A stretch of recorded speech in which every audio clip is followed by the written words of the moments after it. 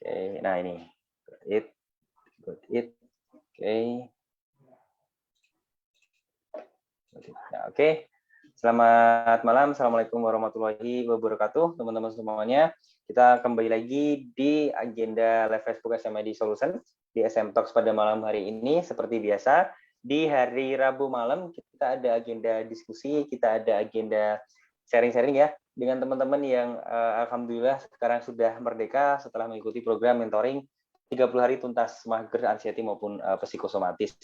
Dan pada malam hari ini kita kedatangan tamu yang luar biasa banget dan beliau akan sharing-sharing banyak hal kepada teman-teman, terutama bagi teman-teman yang belum merdeka ya. Siapa tahu nanti ada beberapa ilmu yang beliau bisa sharing dan bisa teman-teman implementasikan ke diri teman-teman sehingga teman-teman bisa mendapat hasil yang sama seperti yang tamu kita pada malam hari ini.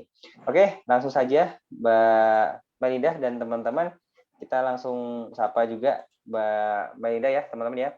Monggo Mbak Melinda, silakan perkenalan diri terlebih dahulu, asalnya dari mana, kemudian aktivitasnya, kesehariannya apa gitu, monggo. Ya, terima kasih Mas Hafim. Bismillahirrahmanirrahim. Assalamualaikum warahmatullahi wabarakatuh. Waalaikumsalam warahmatullahi wabarakatuh. Perkenalkan, saya Melinda. Saya asli dari Lumajang, Jawa Timur. Lumayan jauh. Dari Lumajang, Jawa Timur. Usia sekarang saya sudah 40 tahun. Sehari-hari saya bekerja di pemerintahan desa. Di pemerintahan desa ya, di kantor desa. Jadi itu keseharian saya. Mungkin insya Allah semoga ini bisa bermanfaat untuk teman-teman semua nantinya. Dan saya yakinkan pasti nanti teman-teman sudah bisa merdeka seperti saya. Amin. Oke, siap. Oke, Mbak Melinda. Nah, artinya dari Lumajang itu ya yang bupatinya siapa tuh? Cak Torik atau siapa itu ya, ya, Pak Torik. Ya. Yang ganas itu ya, yang keras, yang keren banget lah tapi ya. Tapi mantap lah beliau mendobrak apa ya namanya ya kebiasaan para pemimpin daerah yang mungkin nggak rata-rata nggak seperti itu gitu ya. Alhamdulillah. Benar-benar Lumajang kayaknya dengan berbagai macam sumber daya alam yang dikaruniakan Gusti Allah butuh pemimpin kayak Cak Torik itu kayaknya Mbak ya. Iya. Oke, sedikit intermezzo teman-teman. Jadi Mbak Melinda ini udah sakit berapa lama Mbak selama ini Mbak? Sebenarnya sakitnya saya itu mulai 2021 itu mulai bulan Juli Mas. Bulan Juli. Bulan Juli 2021. Parah-parahnya itu sudah mulai terasa tapi nggak pernah ngerti ini sakit apa. Seperti itu, cuman sering mual gitu aja. Parah-parahnya di bulan Oktober November. November. Apa yang paling sering dirasain pada waktu itu, Mbak? Awalnya itu mual, terus muntah, terus dada berdebar seperti itu. Jadi pikirannya sudah penyakit berat, jantung dan sebagainya, itu. Berdebarnya tuh kencang banget gitu ya? Iya, berdebar sampai gemeter Mas Alvin, sampai gemetar, kaki lemes. Kaki lemes terus seperti orang cemas, ketakutan seperti itu. Nah, sampai makan itu nggak bisa makan. Jadi mau makan muntah. Habis makan muntah gitu. Itu terus sampai seperti itu. Nah, itu berlangsung berapa lama Mbak yang makan muntah gitu tuh? Sekitar 3 bulanan. 3 bulanan, tapi tetap saya paksa makan seperti itu. Kan juga di pikiran itu kalau saya tidak makan nanti imun saya turun, ini virus sudah. Jadi itu pas tinggi-tingginya COVID juga ya itu ya. Kekhawatirannya juga banyak sekali. Sebenarnya ini parah-parahnya itu setelah itu loh Mas Alvin, banyak orang yang meninggal karena COVID. Itu parah-parahnya karena saya kan di pemerintahan desa, saya itu waktu itu satgas COVID. Mbak COVID juga, sempat COVID juga. Satgas COVID. Oh sorry, satgas COVID. Ya, jadi ketika ada berita dari rumah sakit yang meninggal orang di daerah saya, ngabarinya ke saya. Nah, yang waktu itu memang luar biasa. Jadi kanan, tetangga, depan, belakang tuh banyak yang meninggal bahkan dalam satu waktu itu. Satu hari itu bisa 3 orang. Wah, itu akhirnya bikin saya tambah keadaan tambah buruk. Seperti itu. Karena terus-menerus mendapat berita buruk, bukan terus-menerus ya. Iya. Memang karena kerjaannya gitu ya, mau nggak mau harus menerima itu ya, Mbak ya. Ya, akhirnya Oke. panik attack itu, parahnya kena panik attack. Jadi sampai panik attack sampai dibawa ke UGD. Bawa ke UGD sama suami saya itu sudah apa ya, kaki-kaki saya itu jadi biru, kuku apa di jari-jari saya itu jadi biru kayak orang nggak ada darahnya seperti itu. Nah, itu parah-parahnya. Dan tapi diperiksa tekanan darah itu normal, terus saturasi oksigen juga normal. Lah ini kenapa? Berarti negatif gitu ya? Iya. Oke. Terus disampaikan dokter apa pada waktu itu, Mbak? Akhirnya ya ini di UGD waktu itu kan dibawa ke puskesmas, Mas. Dibawa ke puskesmas. Jadi waktu itu ya cuman apa katanya ya, lambung, awalnya seperti itu. Tapi lambung kok bisa sampai seperti ini gitu. Akhirnya kan setelah saya tenang, saya pulang. Kemudian tapi makin lama ini kok saya seperti orang ketakutan gitu. Ketakutan, dengar orang mati takut, mau keluar rumah takut. Jadi benar-benar hanya di rumah, di kamar, kemudian apa? Ya hanya cuma tiduran aja, cuma tiduran aja, nggak bisa makan juga harus dipaksa.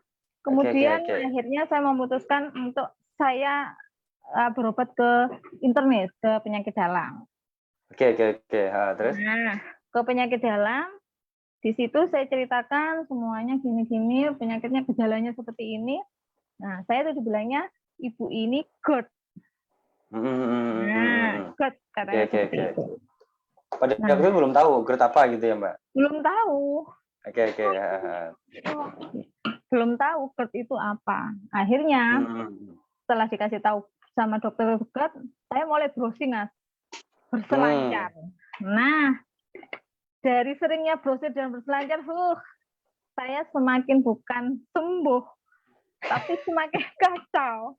Nah, jadi GERD. Nah, setelah saya cari tahu tentang GERD, itu muncul semua penyakit-penyakit itu muncul akhirnya. Di pikiran saya itu, nah ini kan di dada ini kadang juga tembus, Mas. Apa sakit nyelekit gitu, tembus ke sengkring gitu ya, sampai belakang ya. Tembus ke belakang. Pikiran saya jantung sudah gitu. Di perut saya ini nggak sakit, Mas Afin, cuman panas. Ya panas, jadi kayak terus headburn panas di dada seperti itu. Kayak kebakar gitu ya. Seperti kecekik seperti gitu. Nah akhirnya kasih obat. Nah saya minum obat dokter sampai habis, itu nggak ada hasilnya. Nggak ada hasilnya tuh dalam artian memang maksudnya nggak reda saat minum juga atau gimana, Mbak? Nggak ada perbaikan, nggak reda gitu loh. Oke. Cuman perut yang panas itu agak reda sedikit. Berkurang gitu ya. Berkurang. Akhirnya saya setelah obat habis, keadaan kok tetap saya balik lagi. Ke penyakit dalam. Juga selain minum obat dokter, saya sudah segala macam, ya nggak usah disebutin ya Mas ya, segala macam herbal yang ada di Facebook itu saya beli. Yang katanya untuk GERD itu saya beli sudah, saya beli. Oke. Akhirnya saya balik ke dokter lagi. Terus katanya dokternya, ya tetap seperti itu. Bu, kalau sampai nanti ini obat sampai habis Ibu masih tidak ada perubahan, Ibu harus ke psikiater, seperti itu. Oke. Mikirnya apa di situ, Mbak, ketika dokter bilang gitu?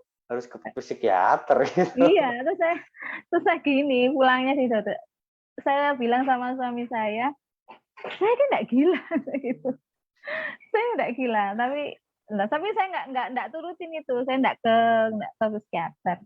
Tapi saya ke dokter jantung, Mas Afin, ke spesialis jantung, karena untuk memastikan gimana ya. Setelah saya tahu, semakin kesininya saya tahu orang-orang itu ternyata orang-orang yang kepo ya, memang. Jadi betul. Akhirnya saya ke spesialis jantung dan sama dokternya itu saya dimarahi. Oke. Ibu ini Kenapa dimarahi? Kan rekam jantung. Setelah rekam jantung, kemudian apa? USG jantung, ya, sudah lengkap. Nah, setelah itu ibu ini enggak apa-apa, jantungnya bagus. Nah, di situ saya lega. Jantungnya bagus, hasilnya bagus. Terus ibu kenapa periksa? Loh, saya bilang, dok, ini dada saya ini sakit, saya gitu. Nah, setelah dadanya sakit, saya ceritakan semuanya. Nah, akhirnya dokter jantungnya bilang gini, ibu ini good sepertinya, seperti itu. Mas Safi, good sepertinya. Memang kata dokter penyakit dalam saya good, dok, kayak gitu. Nah, ini orang good ini nggak percaya katanya. Dan akhirnya saya nggak dikasih obat, cuma dikasih vitamin. Dan ibu nggak usah kontrol lagi kapan, dok, saya bilang gitu. Nggak usah kontrol, ibu jantungnya nggak apa-apa, kayak gitu. Akhirnya pulang. Nah, karena terus itu sambil jalan apa ya Mas ya? Jalan apa alternatif juga sudah saya tempuh, Mas Alvin, saya balik rukyah. Oke. Rukyah, terus banyak sudah yang saya jalani waktu itu. Jadi pengobatan medis oke, pengobatan non medis oke, katanya orang di mana bagusnya itu saya berangkat. Ikut ya? Oke. Ya, seperti orang aneh. Akhirnya diskusi dengan suami kok tidak ada perbaikan dan sebagainya. Akhirnya saya memutuskan sudahlah, saya mungkin harus butuh bantuan orang lain. Saya harus ke psikiater ini, gitu. Oke. Tapi sebenarnya udah memutuskan gitu juga ya? Iya. Nah, sebenarnya selama itu saya juga sudah sering lihat itu live-nya Mas Alvin itu sudah. Gitu ya. Cuman ya itu Mas, orang gitu itu kayak nggak yakin. Jadi nggak yakin. Nggak yakinnya Mbak ketika udah sering lihat live saya pada waktu itu apa Mbak? Karena ya itu kan apa ya, awalnya kan buku ya, namanya buku. Nah, ini kalau bahasa Jawanya gini, moso yo buku iso marah-marahno saya gitu. Oke. Tapi karena nah, setelah saya itu, ini saya lanjutkan ya Mas, setelah saya itu ke psikiater, saya nekat sudah ke psikiater. Nah, disitulah awalnya saya ditanya-tanya, ya saya jawab biasa. Nah, mungkin dokternya tahu ya.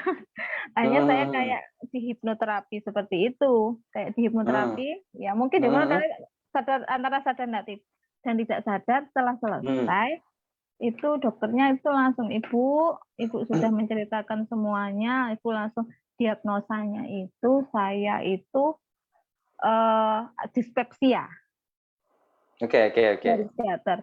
Nah, tapi menuju ke psikosomatis. Oh, itu. Iya. Nah, jadi ibu ini sebenarnya bukan dari makanan. Oke. Nah, psikiaternya bilang gitu ya, Mbak ya? Iya, langsung. Oke. Terus. Ini dari psikosomatis. Psikosomatis itu semua dari pola pikir seperti itu. Ibu sudah menceritakan semuanya ya. Nah, saya juga tidak sadar. Nah, akhirnya dokternya itu tahu. Nah, saya dikasih obat. Nah, ini keponya orang lagi, Mas, psikosomatis lagi. Browsing lagi saya tentang obat itu. Oke. Obat ya. Akhirnya kan ada efeknya seperti gini. Tidak saya minum karena takut. Tidak saya minum karena takut. Akhirnya ya itu tetap seperti itu. Akhirnya ya saya memutuskan karena tidak ada perubahan. Hidup saya seperti orang tidak fokus. Anak-anak terbengkalai dan sebagainya sudah. Pekerjaan saya tidak bisa bekerja. Saya hampir 2 bulan tidak bekerja. Jadi anak-anak ini apa kata ayahnya? Kemudian ya saya tidak bisa berfungsi sebagai ibu waktu itu, nggak bisa sebagai ibu yang baik karena ya itu tidak bisa ngapa-ngapain. Nggak bisa. Mas aja sampai nggak bisa ya Mbak? Nggak bisa, jadi lemes Mas Alvin, lemes, jadi seperti orang nggak punya tenaga. Nah, akhirnya saya memutuskan untuk sudahlah aku coba hubungi, waktu itu kan menghubungi siapa? Yang di FB itu. Nah, menghubungi Mbak Salsa mungkin ya, Mbak Salsa untuk membeli buku Mas Alvin. Nah, oke, nanti kita bahas itu, Mbak. Cuman sebelum kita masuk ke arah situ, saya mau balik sedikit ke yang disampaikan Mbak Merinda tadi. Jadi urutannya, sensasi yang Mbak rasakan, Mbak pertama periksa dulu ke dokter umum gitu ya, ibarat kata ya. Iya. Dibawa ke UGD dulu tadi ya? Iya. Terus habis itu agak baikan, coba periksa ke dokter spesialis penyakit dalam. Kan dokter di situ udah bilang, Mbak ini GERD gitu kan. Iya. Karena orang GERD itu ya pokoknya orang GERD yang seperti teman-teman lah ya rata-rata itu nggak percaya dengan apa yang disampaikan oleh dokter. Iya. Nah, akhirnya cari sendiri di Google gitu kan ya, searching sendiri. Berselancar, Mas. Berselancar tanpa kontrol gitu ya. Iya. Pokoknya ini bener nih kayak aku. Ya, kalau kita berselancar gitu bikin sembuh ya alhamdulillah, tapi kenyataannya kan enggak sama sekali ya, Mbak. Bikin cemas malah bikin cemas karena di situ nanti muncul gejalanya hampir mirip seperti kanker jantung. Oke. Kepala ini kan juga berat, Mas. Jadi sakit, keliengan. Jadi itu pikirannya itu kacau sudah. Kayak orang penyakit berat gitu loh. Terus karena keponya itu Mbak memutuskan cobalah cek ke dokter spesialis jantung gitu kan ya, benar apa enggak sih ternyata gitu. Nah, ternyata dokter di situ udah bilang. Terus kemudian ketika Mbak periksa lagi ke dokter, dokternya bilang kalau obatnya nggak sembuh Mbak harus dirujuk ke psikiater gitu kan ya. Nah, sebelum ke psikiater berarti Mbak udah coba berbagai macam herbal seperti yang Mbak sampaikan tadi ya. Iya, macam sudah banyak banget. Apa yang di Facebook gitu ya. Terus satu kresek itu kalau dikumpulkan. Terus terapi juga udah semuanya ya. Sudah. Terapi udah semuanya dan ternyata belum dapat progres seperti yang diharapkan kan gitu ya Mbak Melinda. Betul. Akhirnya ya udahlah ke psikiater kan gitu ya. Saya pikir ketika Mbak mau ke psikiater tuh itu ada kayak gejolak di hatinya gitu Mbak. Aku tuh sebenarnya sehat kok, kenapa harus ke psikiater gitu ya pasti mikirnya ya. Nah, iya nggak Mbak? Mikirnya gini Mas, pikirannya saya ini kan nggak apa-apa, saya ini nggak gangguan jiwa saya gitu. Yes. Kalau orang saya bilang bahasa Jawanya kalau di sini aku ini orang gendeng seperti itu. Iya. Terus tapi diyakinkan sama suami juga, enggak semua orang ke psikiater itu kena gangguan jiwa seperti itu. Jiwa, yes. Akhirnya saya nyoba. Untungnya suami Mbak meyakinkan dengan apa ya? Dengan komunikasi yang bagus. Nah, coba kalau rata-rata orang pada umumnya, gue psikiater, wah, ada yang nggak beres nih, suara waras nih kalau orang Jawa bilang ya, setan ini gitu kan. Padahal bukan soal gila atau enggaknya ya, kita memang butuh itu sebenarnya gitu kan ya Mbak. Sudah di psikiater, dikasih obat, nah obatnya apa yang Mbak dapatkan pada waktu itu? Kok sampai tadi Mbak bilang, wah lihat di Google obat ini malah bikin cemas gitu, kenapa emang? Nggak saya sebutkan mereknya Mas ya. Jadi obatnya itu ada obat tidur. Jadi obat tidur, obat penenang, ada penenang. Ada penenangnya itu macam 2. Saya hasil dari browsing ya, ini obat apa? Itu penenang. Dan saya tahunya kalau obat seperti itu dalam kategori apa ya? Kalau penenang seperti itu kategori sebenarnya ya untuk orang-orang yang memang gangguan jiwa seperti itu. Gangguan jiwa. Oke. Efeknya itu pasti menimbulkan efek samping yang suatu hari akan menimbulkan efek samping. Nah, saya lebih takutnya di situ. Nah, aku kalau saya minum ini terus gimana saya ini gitu loh. Terus itu kan harus minum terus seperti itu katanya. Nanti kalau habis, kata dokternya seperti itu, kalau habis kembali kontrol lagi seperti itu, nanti dicek lah. Harus nebus lagi gitu ya? Iya, saya takutnya saya ketergantungan atau seperti apa. Akhirnya saya memutuskan untuk saya minum atau itu. Berarti ketika obatnya nggak diminum berarti yang dari psikiater itu? Oke. Loh, soalnya kan saya pikir saya masih bisa tidur Mas. Maksudnya saya nggak ada masalah ya saya tidurnya. Kalau tidur alhamdulillah enggak insomnia. Enggak pernah nggak pernah itu kalau tidur ya tidur aja seperti itu. Karena Bisa saya ya, kan bisa punya ya. kebiasaan sebenarnya Mas, kalau tidur itu mendengarkan itu murotal. Murotal, oke. Nah, itu sebelum saya sakit pun saya sudah terbiasa seperti Coba itu itu. ya. Jadi seperti itu. Oke deh, nggak apa-apa. Nah, Sambil dibantu anaknya, Mbak, nggak apa-apa. Iya, ini mau sholat. Yes, nggak apa-apa. Oke deh. Nah, Sudah. ini ada hal yang unik juga ya, teman-teman ya. Kalau nggak salah, seingat saya ya waktu itu admin saya bilang, Mas ini Mbak Melinda ikut mentoring dapat seminggu malah di rumah sakit dirawat, katanya gitu, malah opnam. Saya kaget loh, kok bisa? Iya. Itu gimana ceritanya, Mbak? Itu udah mulai mentoring atau belum itu, Mbak? Itu sudah mulai mentoring lah, sudah mulai mentoring. Nah, karena ya, gimana ya itu keyakinan sebenarnya. Benar. Oke. Sambil nunggu ya teman-teman ya, karena unik banget ceritanya. Saya kaget juga tuh Mbak ya, di info sama admin saya. Mas, ini Mbak Melinda di rumah sakit harus gimana Mas ya? Saya cuma jawabnya, ya besok kalau udah baikan baru dimulai lagi aja program mentoringnya, kan saya jawab gitu aja ya Mbak ya. Iya. Jadi gini Mas, ceritanya. Balik lagi pada keyakinan. Saya ini waktu itu masih belum yakin. Dari buku baru belum yakin, kemudian ikut mentoring itu juga masih setengah-setengah pikiran saya ini, Alvin. Jadi enggak 100% yakin waktu itu. Nah, waktu itu sebenarnya itu saya opname itu karena mungkin panic attack ya. Jadi saya kan sempat check up. Jadi sempat ke penyakit dalam, sampai check up total sampai saya waktu itu torak. Nah, torak. Oke. Nah, akhirnya memang ada sedikit masalah di paru-paru saya itu infeksi sedikit. Kata dokter nggak masalah, infeksi sedikit nggak masalah, tapi namanya orang psikosomatis itu pasti takutnya luar biasa.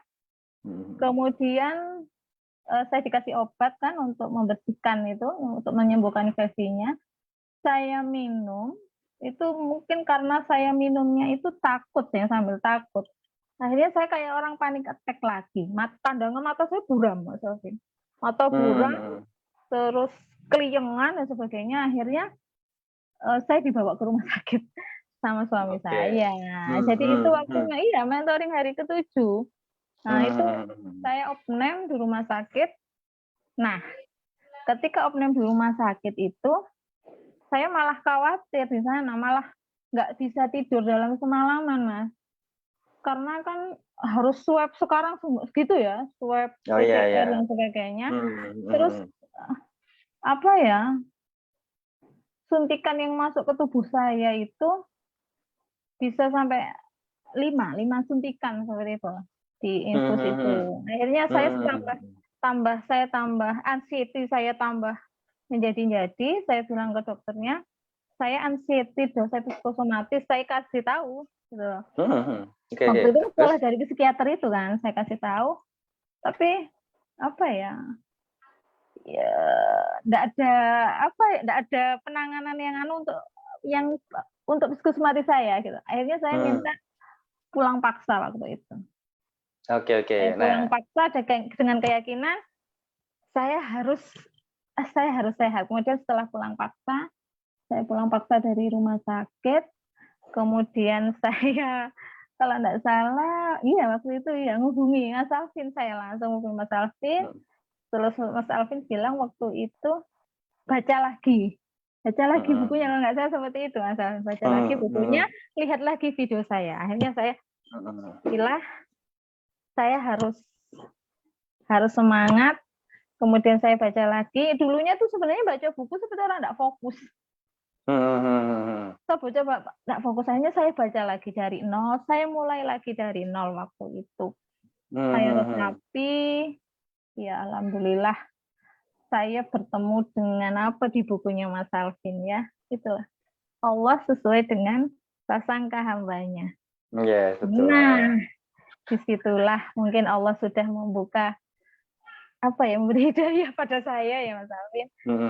Saya baca itu nangis saya Mas Alvin. Ya Allah, selama ini saya terlalu banyak mengeluh. Saya terlalu banyak mengeluh, saya terlalu banyak berprasangka yang tidak baik, dan berarti saya sudah tidak berprasangka tidak baik sama Allah. Nah, dari situ saya mulai ikuti semua pola makan, pola hidup, pola pikir, semua saya ubah. Saya ubah dengan yang paling utama pola pikir yang saya rubah, Mas Alvin. Dari pola pikirnya. Tadi Mbak menyampaikan bahwa Allah itu kan sesuai prasangka hambanya, dan itu memang saya tulis di buku saya ya. Ada di bab awal kan ya, kalau nggak salah itu ya. Nah, ini gini ya teman-teman, dan mungkin Mbak, ini urutan dari cerita Mbak Melinda ya. Nanti teman-teman bisa simak lah sesuai dengan kondisi teman-teman. Kadang kita tuh malah akan berprasangka yang lebih buruk atau masuknya overthinking gitu ya, lebay cara berpikirnya, karena kita terlalu sering menginput sesuatu yang sifatnya negatif. Contohnya kayak Mbak Melinda tadi, apa ya, googling tentang sakitnya, bla bla bla bla bla. Nah, itulah yang menimbulkan self talk atau prasangka negatif di kepala kita, teman-teman. Nah, maka kenapa saya bilang di mentoring di video 1 atau 2 ya kalau nggak salah tuh, jangan lihat sesuatu yang buruk entah di Facebook, Google, YouTube atau apapun itu. Jangan scroll tentang sakit Anda. Itu syarat untuk ikut mentoring. Kenapa? Karena kalau masih seperti itu ya kondisinya akan tambah parah lagi. Nah, yang paling parah adalah efek yang nggak kita sadari secara mental, secara psikologis adalah itu membuat kita akan memiliki prasangka yang terus buruk dan buruk terus.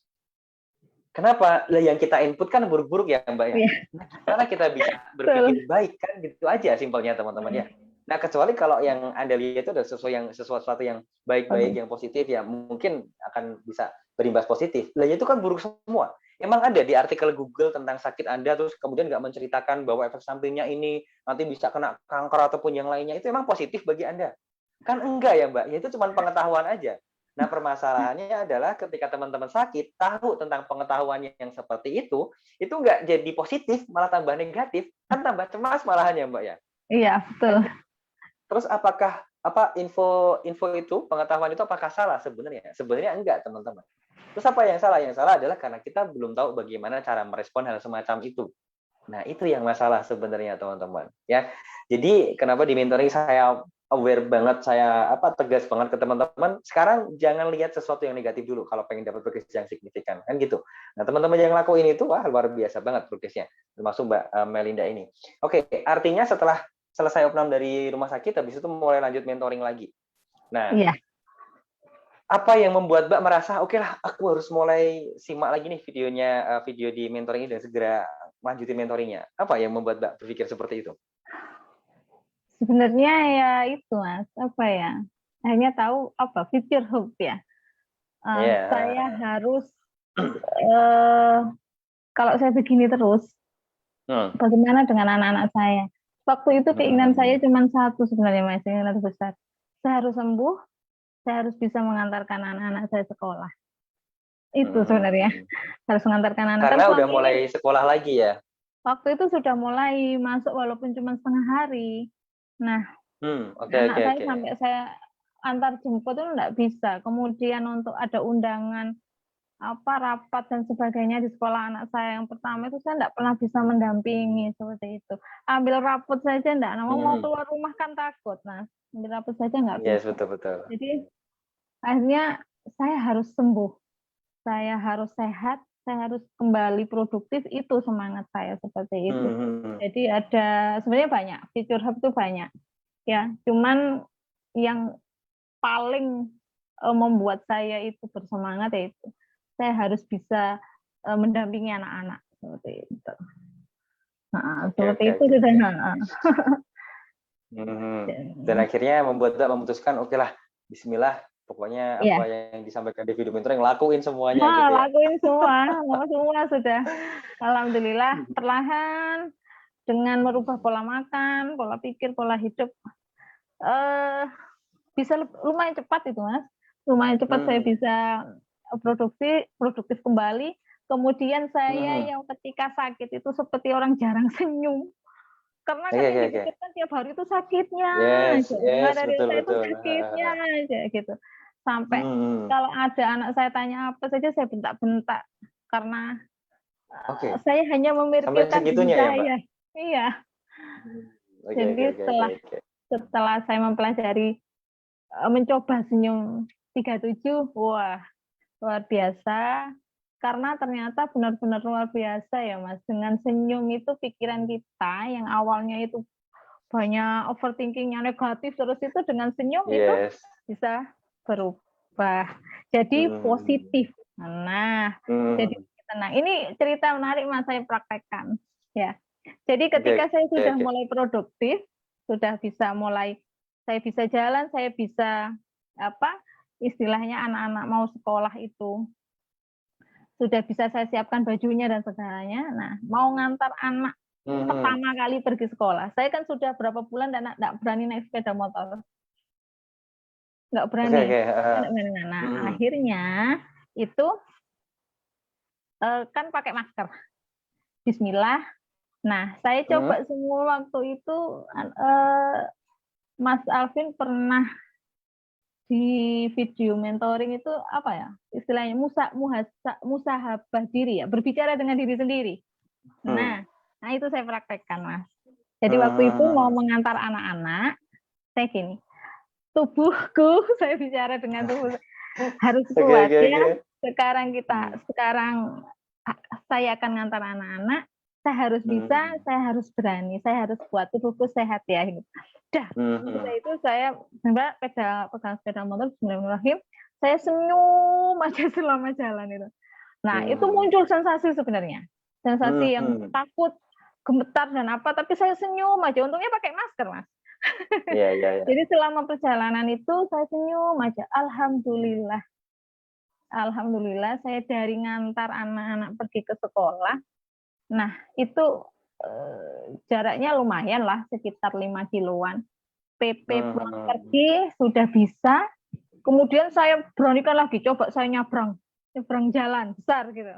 Alhamdulillah dengan senyum terus saya bisa dan pulang dengan selamat. Itu pertama kali setelah saya tidak produktif selama yang benar-benar tidak produktif sama sekali, nggak bangun sama 2 bulan. Itu saya senangnya luar biasa saya Mas Alvin waktu itu. Oke, alhamdulillah. Itu mentoring keberapa Mbak? Masuk ke hari keberapa tuh Mbak? Setelah Mbak sakit, setelah Mbak opnam itu? Iya, setelah itu. 2 minggu ada nggak? 2 minggu, 11 apa ya? 10 14 gitu. Itu pas saya udah mulai tantang Mbak untuk mewujudkan future hope-nya atau belum tuh? Sudah itu Mas. Sudah ya? Iya. Berarti sekitar hari ke-15-an ke 14 ke atas. 14-an. Iya, 14 ya. Oke, jadi itu ya teman-teman ya, 2 bulan Mbak Melinda nggak produktif, terus kemudian sudah sadar bahwa kesalahan terbesarnya adalah karena self-talk-nya yang terlalu sering negatif gitu kan ya Mbak ya, dan yang selama ini dipikirkan hanya apa obatnya, apa herbalnya, apa gitu kan. Ternyata solusinya aja pada diri kita sendiri ya. Dan ketika Mbak Melinda benar-benar menggalinya, bermuhasabah lebih dalam lagi, ketemu kan masalahnya di mana, mulai diperbaiki, dikelola semuanya dalam waktu kurang lebih hampir 2 minggu, yang dari nggak bisa bangun tiba-tiba bisa nganter anak ke sekolah. Kisah Mbak Melinda ini kan hampir sama kayak ceritanya Mbak Enung kemarin ya Mbak ya. Yang kalau Mbak Enung kan mungkin lebih parah kayak dari Mbak Melinda ya. Bahkan sampai harus pakai oksigen gitu kan ya, kemana-mana pakai selang oksigen gitu kan. Itu kan luar biasa banget dan bisa merdeka juga. Nah, yang ingin saya sampaikan juga ke teman-teman yang malam hari ini hadir ya. Anda tuh kalau misalkan sakitnya nggak seperti yang Mbak Melinda sampaikan, artinya nggak parah-parah banget. Kan gitu ya Mbak ya. Masih bisa beraktivitas, is oke. Nggak sampai benar-benar terbaring dan nggak bisa ngapa-ngapain. Artinya nggak parah banget. Nah, Mbak Melinda aja bisa cepet. Kenapa teman-teman enggak? Nah, itu yang jadi pertanyaan besarnya kan gitu aja. Emang resep yang saya kasihkan beda antara teman-teman dengan Mbak Melinda sama. Resep herbalnya teman-teman bisa download di Trik Video gratis ya Mbak ya. Dan itu sama semuanya, nggak ada yang beda ya. Yang beda apa Mas? Yang beda adalah bagaimana membangun fondasi untuk mencapai kesembuhannya. Seperti yang Mbak Melinda sampaikan tadi tentang future hope, tentang pentingnya kita bermuhasabah, pentingnya kita meningkatkan imunitas tubuh kita dengan senyum 37, meningkatkan kepercayaan diri, menghilangkan self-talk negatif dengan senyum 37. Nah, itu yang beda teman-teman. Nah, untuk melakukan itu nggak butuh orang lain. Dan itu nggak butuh dukungan atau support dari orang lain. Itu harus muncul dari dalam diri kita sendiri. Betul nggak Mbak Linda itu? Betul sekali. Jadi para penderita GERD, psikosomatis atau anxiety, dan sebagainya dan teman-temannya itu karena saya pernah mengalami seperti itu. Jadi saya ini penyintas GERD ya Mas ya. Nah, ini kesembuhan itu nomor 1 dari diri kita sendiri. Jadi untuk para penderita psikosomatis GERD itu penyembuh terbaik itu adalah diri kita sendiri. Jadi memang harus kuat, mindset kita harus kuat. Kemudian pola pikir kita memang benar-benar harus dirubah, Mas Alvin. Dulu yang suka baperan, saya kan ada trauma. Memang saya ada trauma. Okay. Nah, sempat saya cerita Mas Alvin waktu itu ya, sama Mas Alvin diajari untuk sholat hajat itu. Yes. Nah, ya itu. Akhirnya saya bisa merubah semuanya. Jadi yang dulu pola hidup saya memang berantakan, kerja, makan tidak teratur, pola pikirnya baperan, kemudian overthinking terus, seperti itu, dan akhirnya saya bisa merubah dengan senyum. Dari senyum itu kita bisa bersyukur. Dengan senyum itu kita bisa bersyukur, kita bisa bahagia. Bahagia itu ada pada diri kita. Ya, betul. tumbuhnya dari diri kita, bukan dari orang lain. Itu yang membuat saya semangat. Jadi pola pikir yang harus dirubah. Semua yang dulu sering mengeluh, yang sering baperan, itu sekarang kita ikhlaskan saja. Dengan bersyukur hidup kita bisa menjadi lebih tenang. Seperti itu. Betul. Kalau tenang, pikiran tenang, kita bahagia, imunitas kita itu bagus Mas Alvin ya. Kalau kita sedih, imunitas kita turun. Sensasi datang semuanya gitu ya. Sensasi datang semuanya. Nyolek. Nah, intinya gini teman-teman ya. Kalau Anda sakitnya udah lebih dari 3 bulan terutama ya. Coba deh cek ke diri Anda. Selama 3 bulan, kapan terakhir kali Anda benar-benar bersyukur dan bahagia dengan kondisi yang Anda alami? Kemungkinan besar sih sangat jarang. Kenapa? Karena pasti akan banyak keluhan, pertanyaan, kenapa kok nggak sembuh-sembuh ya Allah, bla bla bla bla. Intinya lebih banyak keluh deh, intinya kan gitu ya Mbak Linda ya. Benar. Nah, kalau udah malah nyalain Gusti Allah kan ya. Kok saya yang sakit gini? Nah, ya kan? Ya Allah, kok aku yang sakit. Lah yang kamu kan minta sakit setiap hari. Aduh sakit ya Allah, kamu ya Allah, aduh gini ya Allah, udah tak kasih kan. Masa kamu malah protes ke aku gitu kan ya. Padahal udah dikasih malah gitu. Nah, maka kenapa saya minta teman-teman untuk treatment senyum 37 gitu ya.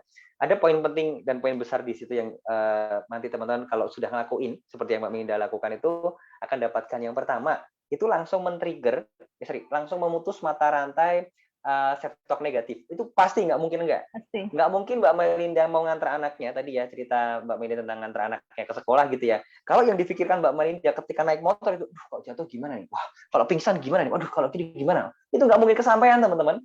Kan gitu ya Mbak ya? Benar. Nah, ketika muncul pikiran seperti itu, Mbak Melinda pegang setang motor gitu kan, langsung senyum 37. Oke, bismillah. Oke, tubuhku, yuk kita mau gini. Nah, akhirnya jalan, bisa teman-teman. Artinya apa? Self-talk negatif yang mau mempengaruhi pikiran teman-teman hilang seketika pada saat itu. Kan gitu ya, Mbak ya? Kita udah nggak mikirin lagi, udah nggak mikirin ketakutan jatuh lah, ketakutan sesak napas lah, ketakutan bla bla bla, itu nggak kepikiran lagi. Ya itu yang pertama, teman-teman. Kemudian yang kedua adalah secara nggak sadar, ya, saya tuh ingin merubah kebiasaan mungkin di pola pikir ya lebih tepatnya ya. Teman-teman selama ini, ketika sakit saya yakin teman-teman tuh lebih banyak mengeluh. Maka dengan senyum 37 dan terpaksa harus tersenyum, maka mau nggak mau teman-teman tuh harus mulai mensyukuri semua hal yang ada pada diri teman-teman sekarang. Apapun itu gitu kan. Ya Anda senyum aja gini, oh iya, alhamdulillah ya, aku masih bisa melek ya, mataku masih bisa ngelihat ya kan. Sederhananya kayak gitu. Oh alhamdulillah ya, aku masih bisa jalan nih, masih bisa gini-gini. Nah, ada treatment berlatih untuk bersyukur di situ juga teman-teman. Itu yang kedua. Yang ketiga ini yang paling powerful sebenarnya. Karena salah satu dokter ya ketika rame-ramenya COVID dulu itu pernah menyampaikan di podcastnya Deddy Corbuzier ya teman-teman, bahwa vitamin D dari matahari itu bagus. Tapi yang lebih bagus adalah imunitas tubuh kita kalau bisa naik itu lebih bagus. Nah, cara untuk menaikkan imunitas tubuh itu gimana? Salah satunya dengan berjemur, kita dapat vitamin D. Yang paling penting itu adalah dengan happiness, teman-teman. Happiness itu apa? Dengan kebahagiaan, teman-teman. Gitu. Karena orang yang bahagia, orang yang senang, ya itu erat kaitannya dengan orang yang kemungkinan besar dia akan lebih sering bersyukur dalam hidupnya. Nah, kalau Anda udah tersenyum, mau nggak mau terpaksa senyum 37, ya bahagia dapat, ya bersyukur dapat, senang dapat, sehat dapat, teman-teman. Hanya cuma tersenyum aja. Maka kalau Anda tanya, Mas ada resep lain nggak selain senyum 37? Ada sih. Tapi saya yakin Anda nggak bisa ngelakuin mungkin terapi yang lebih berat daripada itu. Kenapa? Lah wong senyum 37 yang mudah aja Anda nggak bisa ngelakuin. Apalagi yang lebih berat.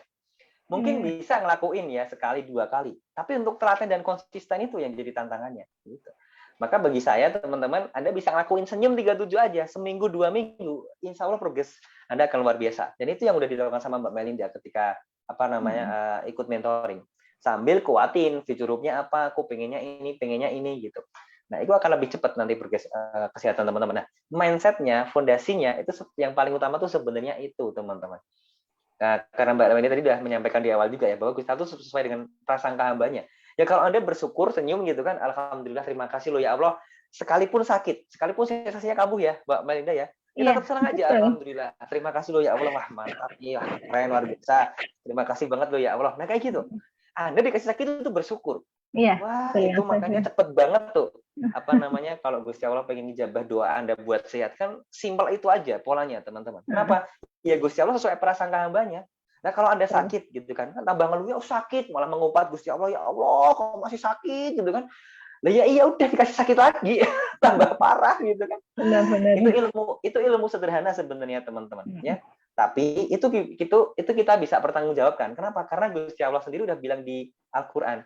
Ya, sudah bilang Rasulullah juga menyampaikan dalam banyak hadis ya bahwa Gusti Allah itu sesuai dengan prasangka hambanya. Kata-kata kita tuh adalah doa kan gitu ya Mbak ya. Nah kita tuh nggak sadar. Ucapan kita doa, kita tuh hanya berpikir. Betul. Nah kita tuh selama ini hanya berpikir bahwa doa kita tuh ya hanya doa ketika sholat, Bismillahirrahmanirrahim, ya Allah berikan aku kesembuhan. Cuman itu enggak, kata-kata Anda yang keluar di batin Anda, yang Anda ucapkan ketika sensasi kambuh, ya Allah sakit, ya Allah kambuh, ya Allah gimana ini, ya Allah panas ini. Itu doa Anda juga, teman-teman. Nah kalau itu udah sering Anda lakukan, mungkin nggak sadar puluhan ribu kali dalam sehari, ya udah itu yang diijabah. Sesimpel itu aja. Maka ketika Anda kondisi seperti itu, kenapa saya paksa teman-teman untuk senyum 37, gitu kan ya, sakit separah apapun, sensasi datangnya separah apapun, Anda hanya akan, oke, alhamdulillah, makasih loh ya Allah, sip, oke, terima kasih, wah aku siap, aku kuat, aku bahagia, oke, siap ya Allah, bismillah. Nah, paling cuma kayak gitu aja kata-kata yang muncul. Dan apa yang terjadi? Anda ucapkan itu terus-menerus, dengan telaten, dengan konsisten, lama-lama jadi kenyataan, teman-teman. Nah, maka itu rahasia teman-teman yang ikut mentoring, yang merdekanya cepat. Cuman itu rahasianya ya Mbak Melinda ya. Iya, betul. Betul Mas Malah Alvin. kita bongkar di sini ya, gitu ya. Nah, itu polanya sederhana itu sebenarnya teman-teman. Cuman memang anomalinya tuh hal yang sederhana itu biasanya yang nggak mudah dilakukan. Termasuk Mbak Melinda sendiri ketika harus memaksakan senyum 37. Kenapa Mbak Melinda? Oke lah, aku harus senyum 37 terus nih. Apa yang mendasari Mbak Melinda untuk mau melakukan itu? Padahal kan aku sakit, padahal kan aku sensasinya luar biasa gitu kan. Harusnya aku ngeluh aja sih, nah gitu. Ya, jadi gini Mas, dengan senyum itu ya, itu apa kita kalau senyum kita itu pikiran yang awalnya overthinking, ya, yang awalnya negatif itu kalau kita senyum itu langsung hilang. Kalau senyum itu yang muncul istilahnya di otak, yang muncul itu yang seneng-seneng, yang bahagia-bahagia. Yes, betul, itu. Jadi betul banget. Apalagi ketika kita sudah bisa senyum kita tuh nggak dipaksakan. Jadi senyum kita itu ikhlas gitu loh istilahnya Mas ya. Itu akhirnya bisa muncul di otak kita itu muncul yang bahagia-bahagia, yang senang-senang, yang positif-positif seperti itu. Nah, jadi sudah percaya saja sudah untuk para penderita coba senyum aja sudah. Nanti insya Allah saya sudah merasakan. Jadi makanya saya bilang the power of senyum 37. Kalau di status saya kalau di WA saya gitu Mas. The power of senyum 37. Tanya ke saya, apa senyum 37? Rahasia tuh. Oke. Memang powernya luar biasa. Nah, jadi bikin kita tenang, bikin kita bahagia. Nah, dengan bahagia itu pasti kita bersyukur. Saya malah gini Mas Alvin. Ketika banyak yang tanya, oh sudah, ini juga semangat dari teman-teman. Oh sekarang sudah, dulu waktu wajah saya kusam Mas Alvin. Jadi ketika sakit itu kusam, rambut rontok, jadi pipi ini sudah apa ya, tirus banget dan sebagainya. Ketika saya sudah lalu, sekarang sudah segeran, pipinya sudah mulai gemuk lagi. Wah, ini kan juga kebahagiaan buat kita ya. Tapi ada yang masih bilang, Mas Alvin, kok kurusan ya, seperti itu. Nah, tapi dulunya baper, saya awalnya baper, tapi lama-lama alhamdulillah saya langsing ya, nggak perlu diet kayak gitu kan. Ini saya kasih tahu caranya kayak gitu. Saya ajak bercanda. Jadi semua apa yang orang ucapkan, baik yang negatif dan sebagainya itu nggak usah dibawa baper. Sekarang masa bodoh lah, masa bodoh. Yang penting kita lakukan yang terbaik menurut versi diri kita, seperti itu. Insya Allah sudah yakin. Dan satu lagi, Mas Alvin, yakin. Seperti itu. Jadi kalau kita memilih pengobatan, menurut Mas Alvin, kita harus yakin. Benar-benar kita harus yakin.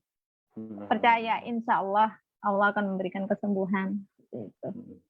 Amin. Nggak usah pakai lama.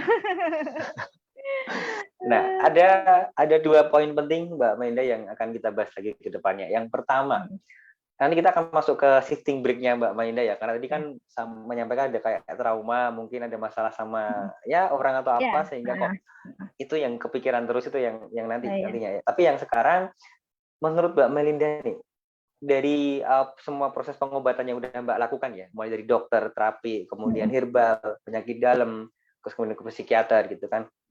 Ada nggak yang di situ menyampaikan ke Mbak bahwa Mbak tuh harus ngecek ke diri Mbak sendiri apa yang salah, apanya yang nggak benar, apanya yang kurang? Ada nggak yang nyampein kayak gitu, Mbak?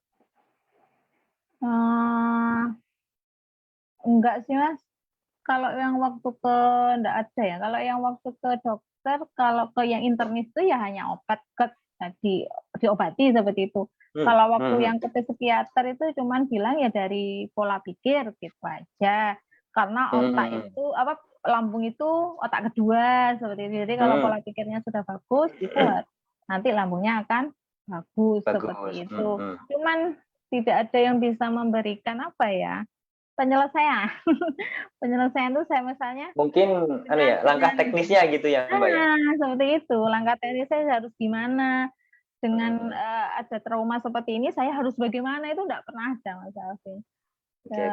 Kalau dari psikiaternya kan sudah tahu sebenarnya waktu saya di hipnoterapi itu ya.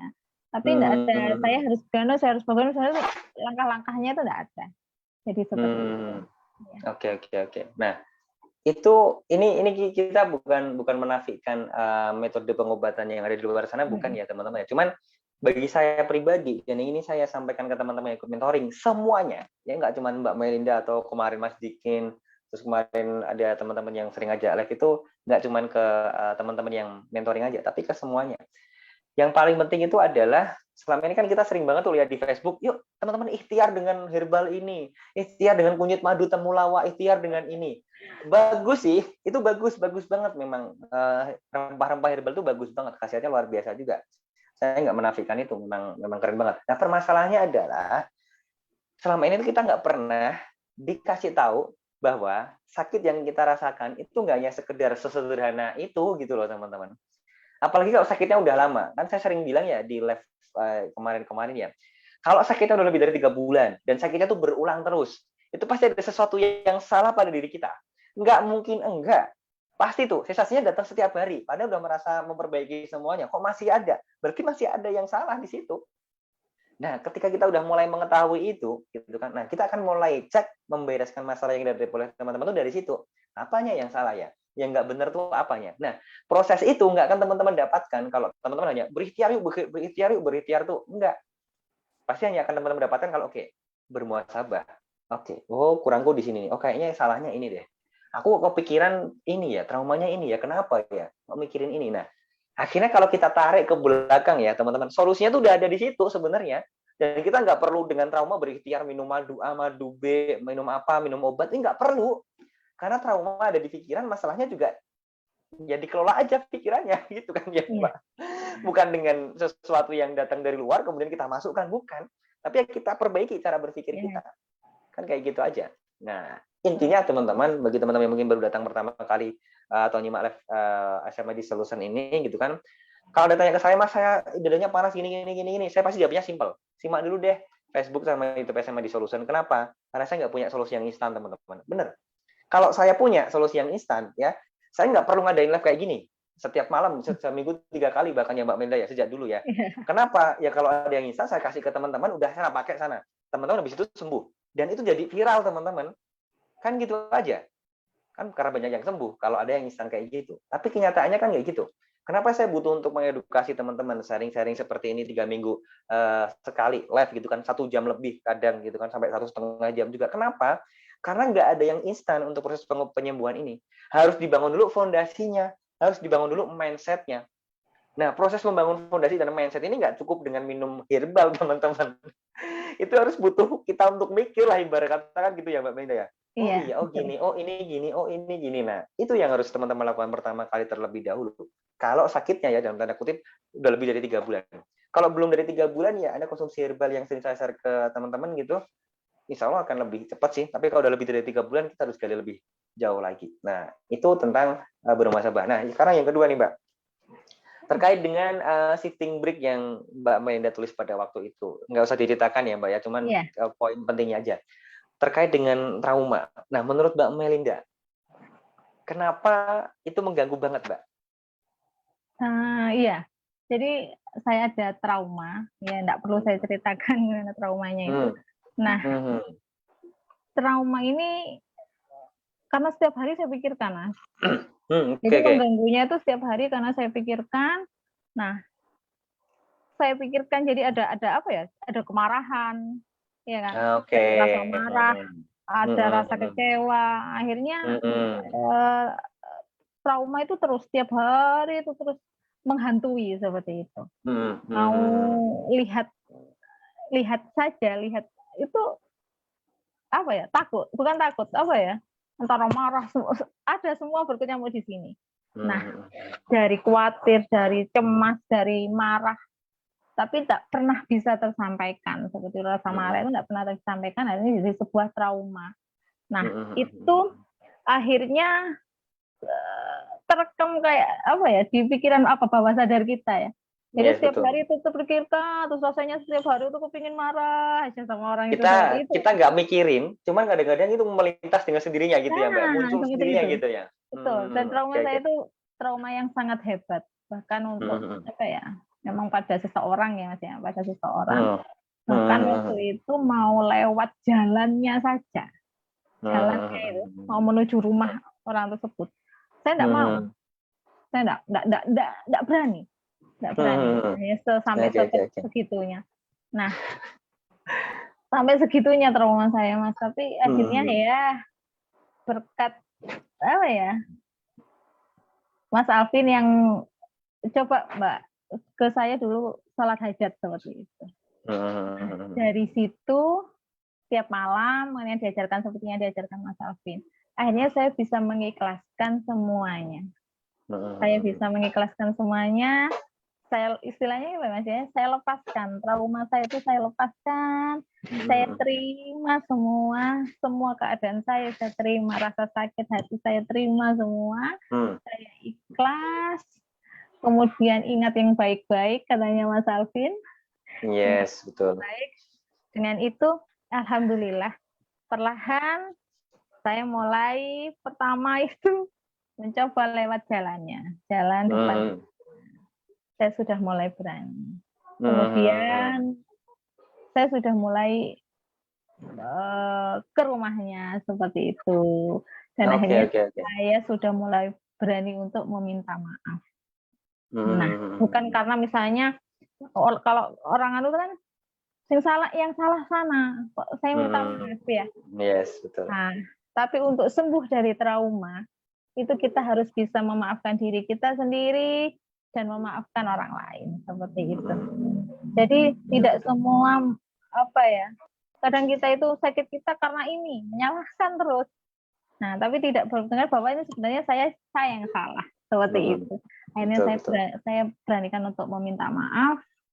Kemudian sudah alhamdulillah perlahan sudah mulai ikhlas, tenang dan ya lepas sudah semua Mas. Alhamdulillah saya seperti hidup baru lagi.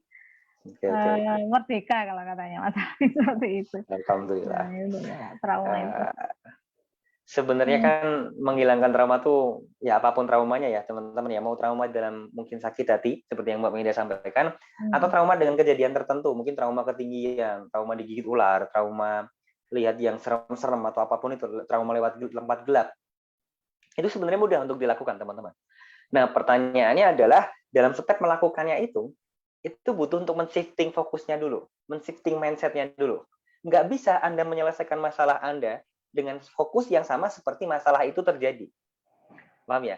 Coba Mbak Melinda mau menyelesaikan masalah traumanya itu, tapi fokusnya sama kayak dulu. Sama kayak sebelum trauma, ya nggak bisa selesai. Nah, kenapa di hari ke-11 biasanya teman-teman ketika teman-teman diskusi ikut mentoring, saya berikan di situ beberapa tips ya, beberapa cara untuk menghilangkan trauma itu gitu kan. Karena otak kita itu kan unik ya Mbak Melinda ya. Dia hanya akan fokus ke satu hal yang antara yang paling menyenangkan atau yang paling menyakitkan. Nah, selama ini kalau teman-teman trauma atau apapun itu, yang dipikirkan yang menyakitkan aja gitu loh. Yang nggak enak-enak dipikirin semua. Lah bagaimana mau beres lah yang dipikirin aja yang nggak beres gitu kan. Nah, sekarang dibalik. Ketika hari ke-11 biasanya saya sampaikan, oke ya, pikirin yang baik-baik ya, terutama tentang kebaikan orang tersebut. Wah, susah Mas, nggak ada kebaikannya. Ada, cuman belum digali aja kan gitu ya Mbak ya. Iya, pasti ada. Itu pasti ada. Terus kemudian gali, temukan gitu kan. Nah, kalau udah baru diafirmasi ke pikiran bawah sadar kita. Gimana cara ngafirmasinya? Ketika sholat aja sebelum tidur, baca itu terus-menerus. Lakukan terus gitu kan. Lama-lama itu akan terekam di pikiran bawah sadar ya. Maka yang negatif tadi ya, sebab trauma yang negatif tadi itu akan tertindih teman-teman dengan yang positif tadi. Udah tertindih ya lama-lama yang negatif terkubur gitu kan ibarat kata ya. Yang ada cuma yang positif aja. Beres traumanya, hilang kan kayak gitu aja sederhananya kan. Iya. Nah, kenapa saya bilang itu dilakukan setelah sholat hajat sebelum tidur?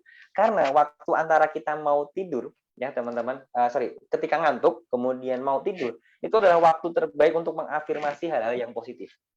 Itu kalau Mbak Melinda pernah ikut hipnoterapi pasti diajarin kayak gitu.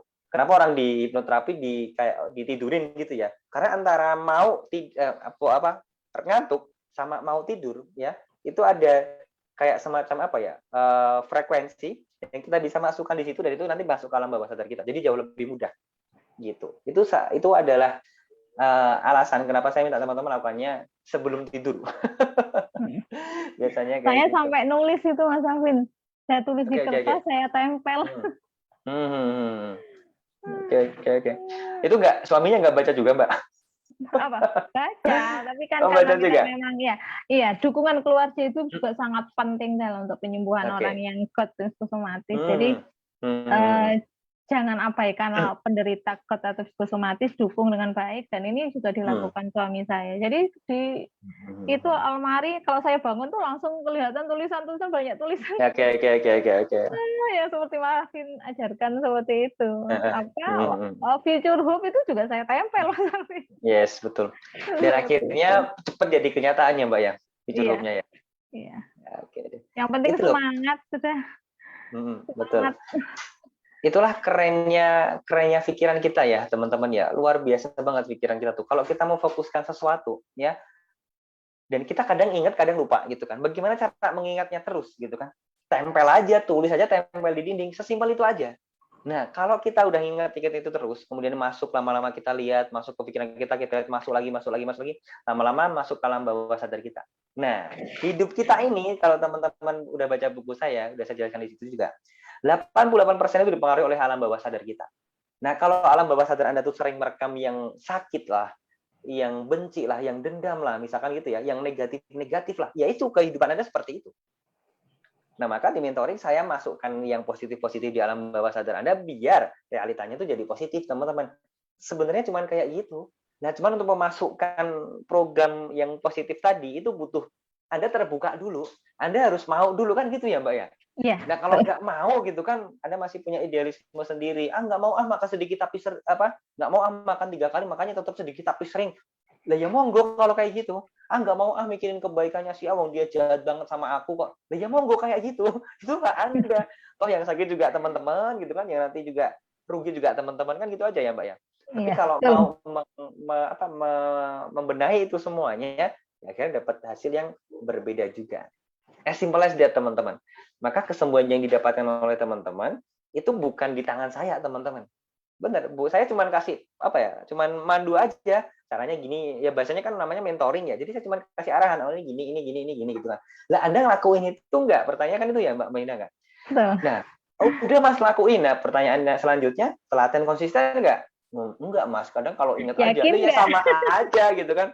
Yakin juga enggak? Ya kadang yakin, kadang enggak tuh. Lah ya udah kalau kayak gitu. Nah, maka yang bermasalah itu bukan apa-apa, bukan ada yang sesuatu yang datang dari luar diri Anda, teman-teman. Tapi yang bermasalah adalah fondasi mindset teman-teman yang mungkin belum jadi. Gitu. Nah, ketika Anda baca buku saya, mempraktekannya gitu kan, ikut mentoring, menyimak video-video saya dan melakukannya juga. Nah, sebenarnya saya secara tidak sadar saya sedang membangunkan fondasi mindset yang positif tersebut kepada teman-teman agar nanti cepat merdekanya. Kuncinya tuh cuma di situ kok sebenarnya. Ya, maka nggak usah lagi untuk menyalahkan sesuatu yang datangnya dari luar ya, Mbak Maida ya. Jangan nyalahin Iqbal lah, jangan nyalahin dokter lah, jangan nyalahin orang yang bikin Anda sakit lah. Udahlah, stop lah. Itu nggak akan selesai ya. Cek aja ke diri Anda mana yang salah, mana yang kurang, perbaiki itu, insya Allah nanti akan lebih cepat merdekanya gitu ya Mbak Maida ya. Oke, ya, sudah 1 jam kita diskusi, Mbak Maida. Terakhir aja apa yang ingin disampaikan ke teman-teman yang sekarang nyimak live kita ini, Mbak Maida? Ya, ini satu pesan untuk teman-teman yang sedang nyimak live, terutama bagi penderita GERD, anxiety, atau psikosomatis, jangan takut, pasti sembuh. Nah, yang perlu kita terima semua adalah apa ya? Kita terima semua keadaan kita dengan baik, karena Allah itu tidak pernah salah menciptakan sebuah takdir. Ya. Betul. Jadi saya bersyukur dengan sakit saya. Dengan sakit ini kita bisa lebih mengetahui tentang diri kita sendiri seperti itu. Yang penting untuk para penderita GERD, anxiety atau psikosomatis, kita terima dulu keadaan kita. Kita terima dengan ikhlas sakit kita pasrahkan kepada Allah, terus berprasangka baik. Itu akan membuat jiwa kita tenang. Jangan lupa bahagia dan tetap senyum 37. Oke, siap. Terima kasih banyak Mbak Malinda atas sharing-sharingnya, dan insya Allah sih banyak manfaat yang bisa teman-teman ambil ya. Cuman permasalahannya apakah teman-teman mencatat poin-poin pentingnya dan mau melakukannya gitu aja ya.